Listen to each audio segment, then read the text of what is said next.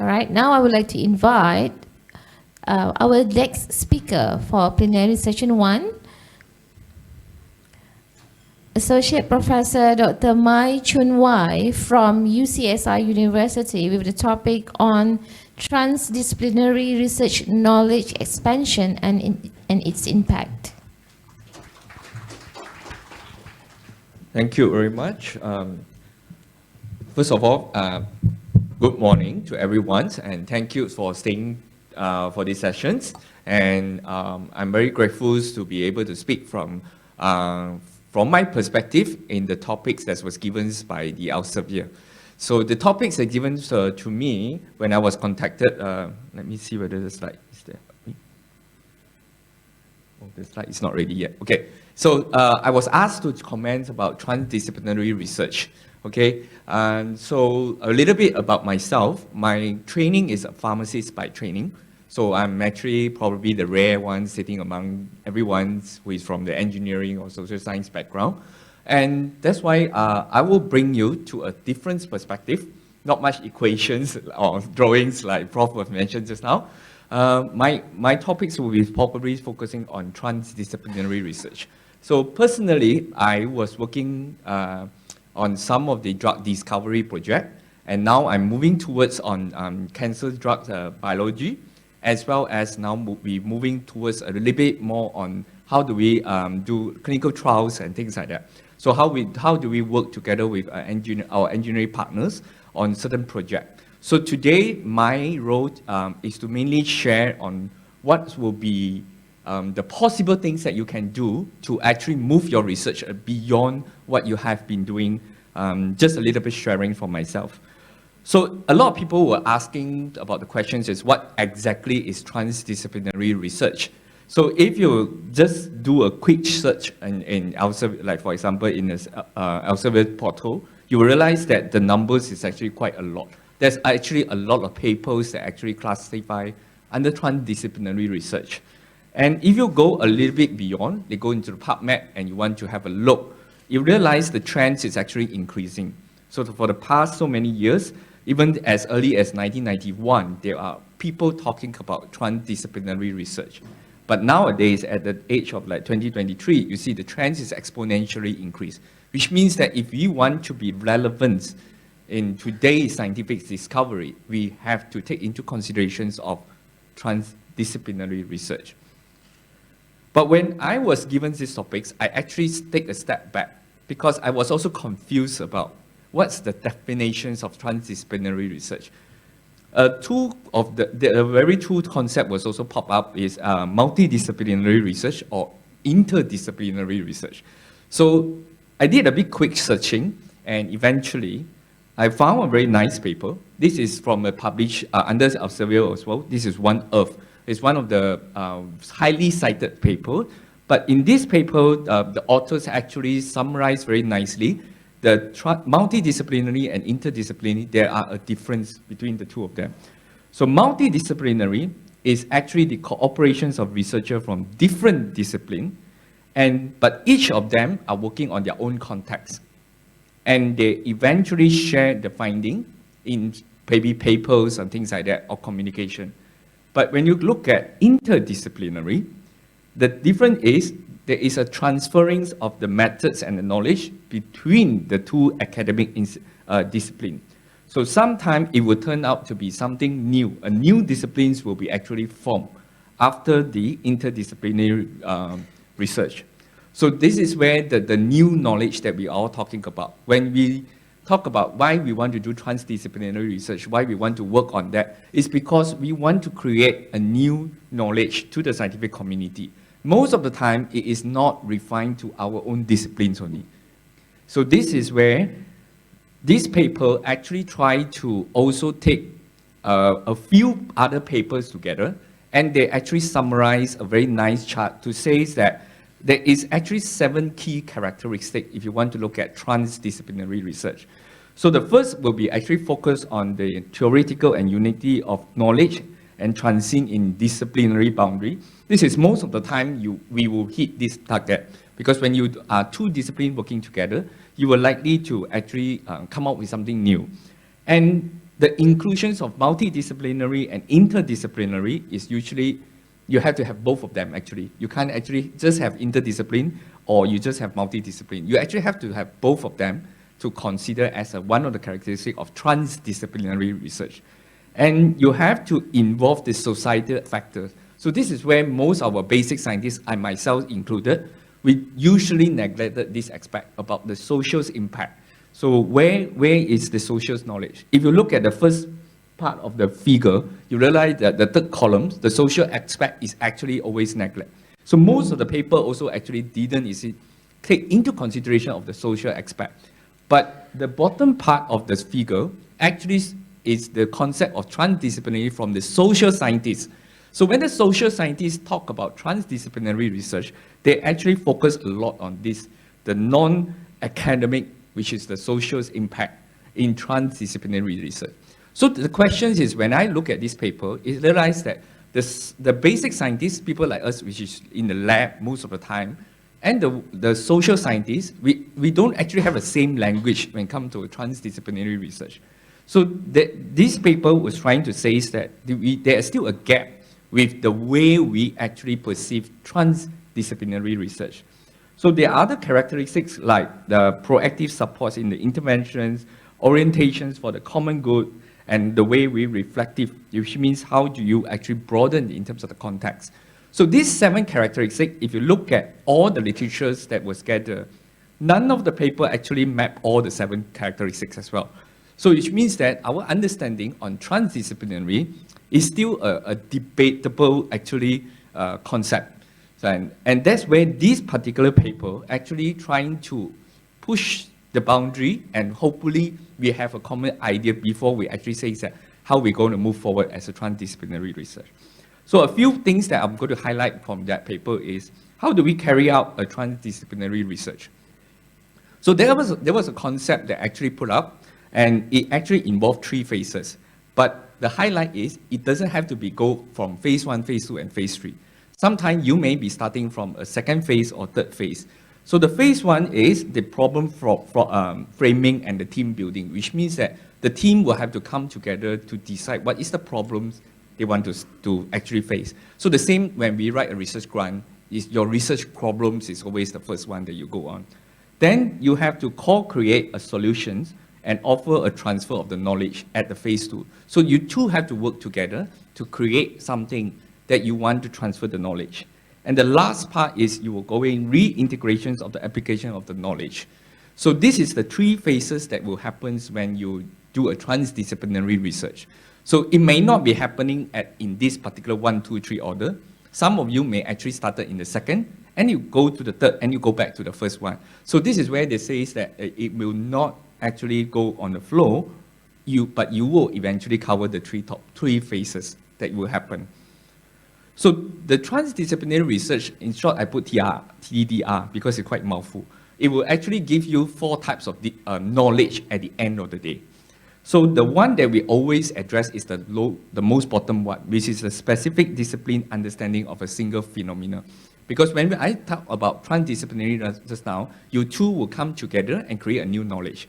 Okay? So that is the first part that you definitely will have. We call it a system knowledge.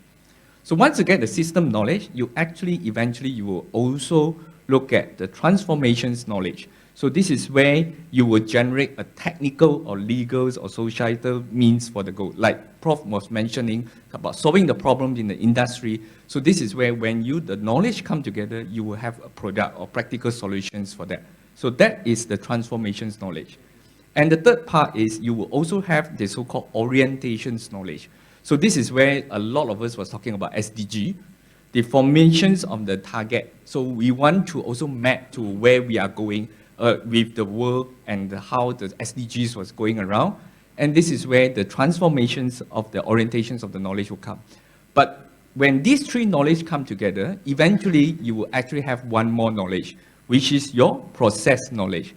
So this is where your new methodology will be developed, your new process will develop, the new protocol will be developed. Because you 2 disciplines come together and generate a new knowledge, then we will have a new way of doing things already. So this will be a new process knowledge that will also generate it. So these four things will come together, and that's where your transdisciplinary research will be achieved. So I have given you some of these examples that I can find. So this is a particular paper to look at the engineers will have to design the hard way to do the collections of the data. And this is actually to help the pathologists to diagnose a particular tumor, whether it is cancer or non-cancer. So of course, people like us, which is looking at the cancer, I don't know how to design a hard way. And I need the computer scientists also come together to tell me where is the algorithms I can write, because you can see it's actually quite a lot of mathematical models which I don't understand as a cancer biologist. So this is where the cancer biologists and the mathematicians and the engineers will have to all come together to actually troubleshoot, to work on the solutions. And that's where you will have a new tools and new understanding on how to diagnose cancer in a more systematic and a faster, more accurate way. So this is one example. I actually given all the papers there, so if you're interested, so feel free to pick up the papers and read more. So the other example is, this is a little bit simplistic in terms of there is a computer scientist involved, and also just basically just looking at CT scan result. So this is a bit simple. We just take the CT scan image, and the computer scientist, because it's image recognitions, so what I was taught to, the computer scientist will be able to do the training and then able to formulate algorithms to tell us that, okay, this is considered a tumor or not a tumor in terms from the CT scan result. Because the challenge for pathologists is sometimes humans' eye, we may miss it, okay? The very experienced pathologists, yes, they can do it, but the one in training will actually need a lot of help in terms of this kind of tools. So there is another one which particularly using on engineering with the nephrology. So this particular example is they wanted to develop something that can actually use for dialysis membrane. Okay, so you know, people like us, we know what's problem with the nephrology. Patients develop kidney failure, but we know that we need a dialysis membranes that will work. But if you ask us, I do not know how to design a better dialysis membrane that are already available in the market. So what happened is they work together to actually troubleshoot different type of materials. Then eventually they even designs a way of how to do the study. You see, there's a lot of big equipments there, which I don't understand. So probably some of you working on the engineering part, you were actually able to see what was that. Okay, so eventually they've designed and optimized the kidney dialysis membrane that will help. This is a bit more sophisticated in the sense that they're trying to understand, because for our cancer perspective, the difficult part for us is to understand the tumor microenvironment. So they actually use the engineering knowledge to actually stimulate the whole system. That's the incubator. And then this part is specifically for the dentistry people. So they need it for the oral cavity. So they look at the cells, biologies, and things like that, using the material science and the engineering together. So this is a combination of a lot of disciplines that come working hand to hand. And obviously, we can use engineering perspective to actually design the stem cells that actually work for us. Because for us to study stem cells, the problem is stem cells are very fragile. For you to actually culture them, you actually create bias in the lab. So most of the time, our culture conditions is not optimized. The stem cells in our body and the stem cell in the lab is totally different. So a lot of times we have introduced a lot of bias during our study, and that's why we got a lot of bias conclusion. So engineers come in to actually optimize the stem cell material for us to use in the lab for us to study stem cells. So there is a lot of breakthroughs in terms of type of membrane, how to use, put them in what kind of polymers to use. And this is where these papers actually have a breakthroughs in terms of type of membrane to be used for stem cells biology. And this is one of the papers for my groups. We actually trying to understand pancreatic cancer. My group is working on pancreatic cancer because it's one of the most difficult to diagnose cancer.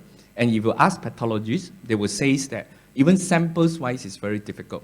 So what we did was we go through all the available databases, and we asked our computer scientist people to help us use AI to generate. It was in 2018, so a while ago. So the AI to help us to do the analysis from the gene and sequencing, and then us as a cancer biologist to come in to analyze all the markers. Then of course, that's not good enough, because once you analyze the markers, you need to know how to target them. So what happened is we work with our synthetic chemists and also natural products, as well as myself as a pharmacist, to look at the drug discovery processes. So we come in and eventually identify a few things that we can actually work on. And this is actually require a few people to actually work on it constantly. So another example that was, this is actually related to my FRGS in 2 years ago. So we actually still trying to solve pancreatic cancer problem, but we are moving from the epidemiology point of view. So there is a lot of epidemiology data or data that's given by others. But again, I'm not a computer scientist. So my friends who's working on epidemiology and epidemiologists, which is the medical doctors, and the computer scientists will come together. Then they will actually run the simulations to judge what are the possible epidemiological observations that related to pancreatic cancer. And from there, we actually identify the possible target, and obviously we're coming to validate. So this study, because the cell line models that are available in the lab is also very limited. So we have to induce immune resistance into our cells to actually mimic what was going on in the pancreatic cancer patient. So that was a lot of cell biology optimizations and trying to induce the models that could be used. Then eventually the last part is the drug discovery part, where we actually try to find out the compounds that can actually target this kind of disease. Okay? So this is one of the projects I work with University of Leeds, because University of Leeds has a women's cohort on all the nutritionals and types of the things that the UK people are taking, and then they have a very extensive database. But they were not interested in cancer in the past, but they collected all this data. So what happened is I go in, I tell them that I'm interested to look at what are the nutritional aspects that actually related to pancreatic cancer. So we did a quite extensive study together with them, and eventually their epidemiologists will come in, their nutritionists come in, because I'm a pharmacist by training. Just now I already mentioned to you. So I don't know what to look at from nutrition point of view, but the nutritionists will come in to support us, like what are the things we can actually look at, and what are the aspects, and we should be looking from the nutritional point of view. Because my question is, what are the food that's related to pancreatic cancer incidence? Because I want trying to understand why, is there any things that actually related to the food that actually cause pancreatic cancer, we only able to see them at the end of the stage. So that is where a studies was done on that particular purposes. We generated some new knowledge. Apparently, being vegan doesn't guarantee you from staying away from pancreatic cancer. So that was one big misunderstanding from the UK people perspective. But this data is a bit biased because it's from the UK perspective. Unfortunately, I don't have the access to the Malaysian data, so maybe in the future. This is the most simpler one if you want to do something easy.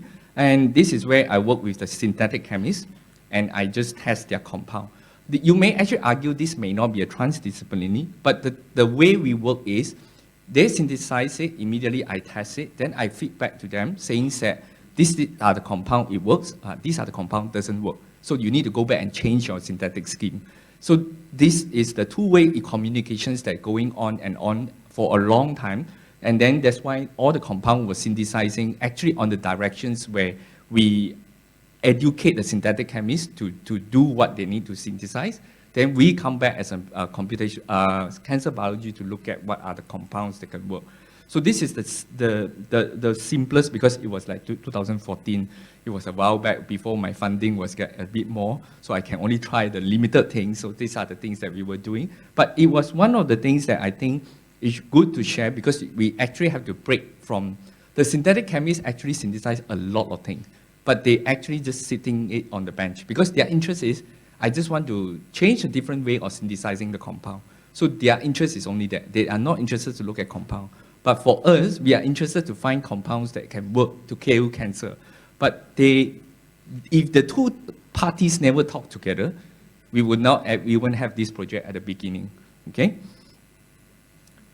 So all the examples obviously have some challenges. So there are the things that we may need to look at when we want to actually start a transdisciplinary research.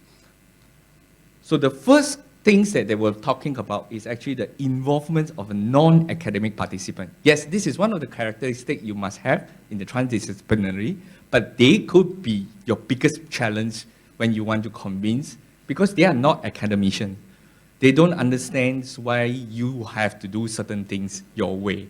Like Prof. just now mentions that as academicians, we have certain belief, but the non-academicians always have a different mindset in their mind. The non-academician, including the businessman, obviously, they will be interested in something else than what you are trying to achieve. So there is also a few points that was mentioned in that paper was saying that the oversimplicity, it oversimplified in terms of the concept of the transdisciplinary. So the two parties may not actually see the importance of transdisciplinary. Some parties may think that this is just the way you're trying to position coming a new term so that you can get more grants and things like that. So to the non-academicians, they may not see it as an importance value. So you need to actually convince them and how to move forward as a transdisciplinary group. And where is your realistic hope?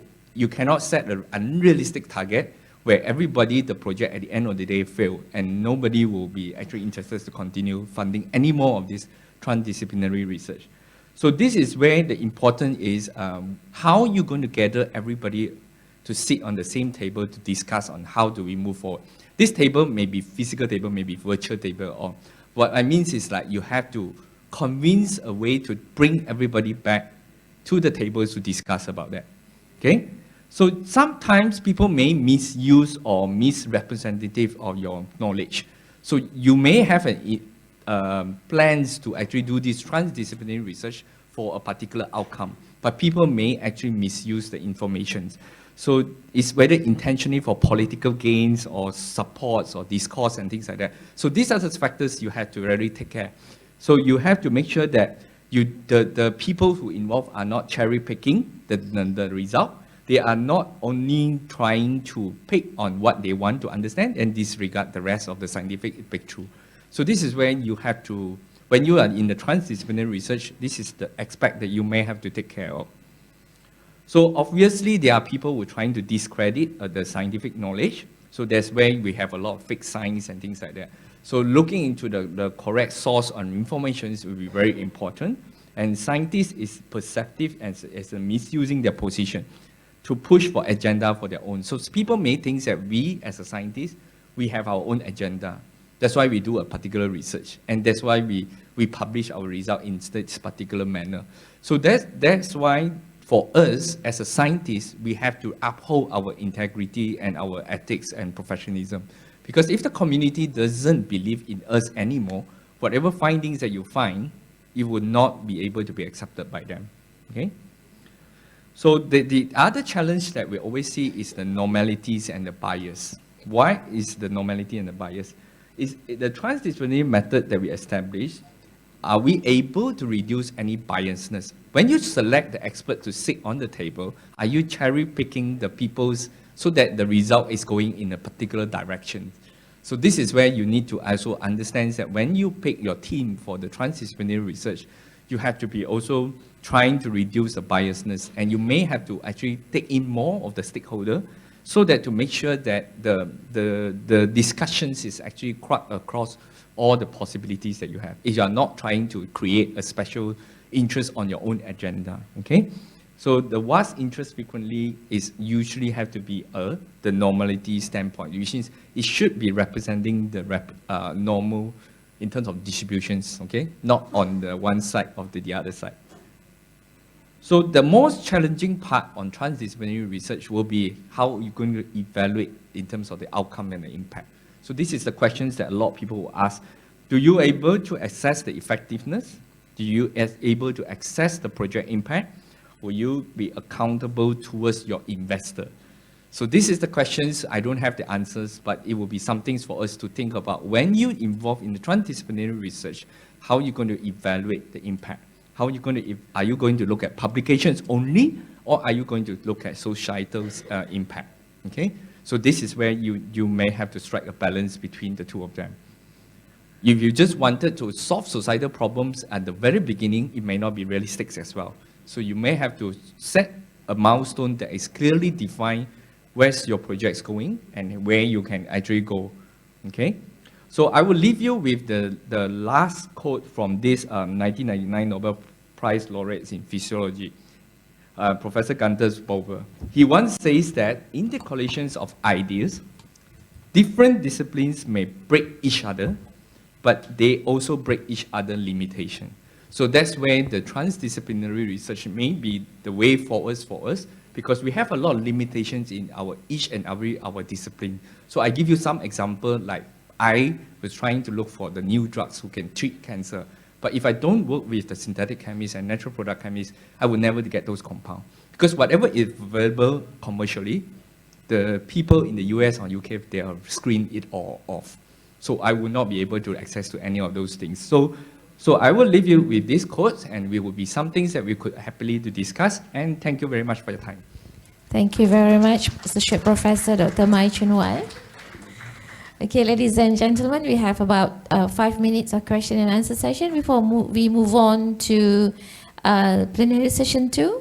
Any questions to Professor Locke and Associate Professor Dr. Mai? Any questions from the floor?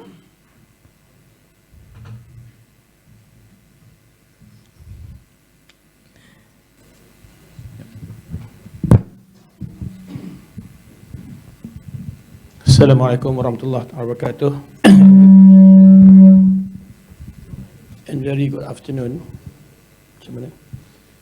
I think my question especially dedicated to Prof. Locke. Okay. Now in our country, in Malaysia, now we are talking more about TVET. Right now, of course, when we talk about Chun, the main focus is more on the TVET.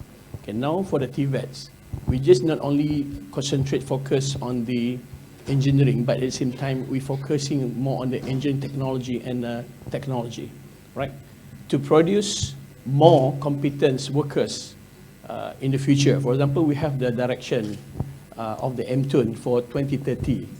We maybe produce approximately 150,000 okay, the competent workers in the future. I think in terms of based on your experience, Prof, because I think last 2 months ago, I went to SP, the Singapore Polytechnic, and at the same time, I have my opportunity to visit the NUS as well. But when I visit these two institutions, the direction and the focus of SP is only totally for the industry, all right, for the diploma, all right, not the feeder for an NUS, okay. Based on your experience, okay, and then at the same time, I'm very proud because you are coming from Pahang, okay. We are from Pahang as well. Datuk from Pahang as well, all right. Yeah. Okay, I just need to get your opinion. How actually we can make a good, competent workers, just meaning that including all these 3 streams of methods, mean from the engineering methods, engineering technology, and technology as well. Yes, please, Prof. Thank you. Well, thank you. Yeah. Well, within the international engineering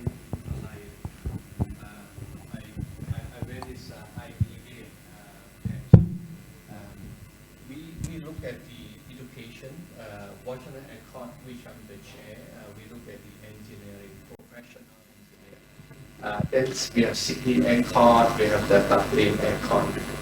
We deliberate a lot and see, how the education and the competency should be there, so that all these different groups have the role to play, in the workplace. We should not actually try to build manpower the same mold. I think we need to differentiate. I would think that Chun, you should have a different direction from those University of Malaya, for example. That's why for my institution, SIT, we are new. In fact, our ministry keep on reminding our president saying that, please don't go and go for a ranking, QS ranking. I don't want you to do that. Don't follow NUS NTU. You got to know your position. Help the industry. Your role is to that means that you will be ranked, you will be assessed based on your industry impact, not building up this citation index and therefore rank QS or times ranking. So we are very mindful, and in fact I pay a lot of attention to Malaysia engineering graduate. In fact, I must say that I get quite worried when engineer can't even get 3,000 ringgit as a starting pay. You see, is there what? Because that means that we don't create value to our graduate. We don't create value. But I feel that why we don't create value? Because when your young engineer go in, you cannot be in the work. You don't produce more than an ordinary worker probably, so people don't want to pay you more. So I feel that we need to give them more competency. For example, for us, we take in the Singapore Poly student, and they give them another 3 years to 4 years. That's why we can afford. Singapore Poly already have this internship, but here come to SIT, another 8 months go out to the industry, and then you do the real thing, so that when they go out to work. So the student from our side is not worse off than the pay is as good as NUS, even though those guys may have better so-called score for the A level. But then industry, after some time you don't look at the score, you look at what you can produce for us. That's why my thinking, I would request the MTUN, the leader, to really consider. Try to have your models and do more industry training, real deal. Set up more, like what I'm doing, energy efficiency center. We bring the student, get the student hook along a full-time guy, hook up the meter, the industry, look at the thing. So I think have more industry training, even in and out, you work in industry, come back to the university and do this different model. No need to follow the same pathway to go. Get them more hand-on for your MTUN sort of a graduate. And I can assure you that if you adopt a different model, your graduate can command higher pay than MU graduate. It's possible. It's possible. Because it's a competency that people want, not that academic, solving all this equation. Yeah, find your pathway. More look at able to do things, able to apply knowledge, to be able to see the real thing. No need to have a lot of push for all the knowledge, because sometimes there's so much thing to learn in the engineering, and then we say this one also nice, that one also nice. Everybody add on more thing. Then you become project. You know what is a project? I know. Yeah, Project is nice. Yeah, it's nice. You look very nice. Yeah. From there. I don't know whether it's project is from Singapore or from Malaysia. Of course, you talk to different people, different answer. So, okay, I said, find your pathway, very important. Don't follow those, high-ranking university. Thank you. Thank you very much, Professor, for this for the keynote speech.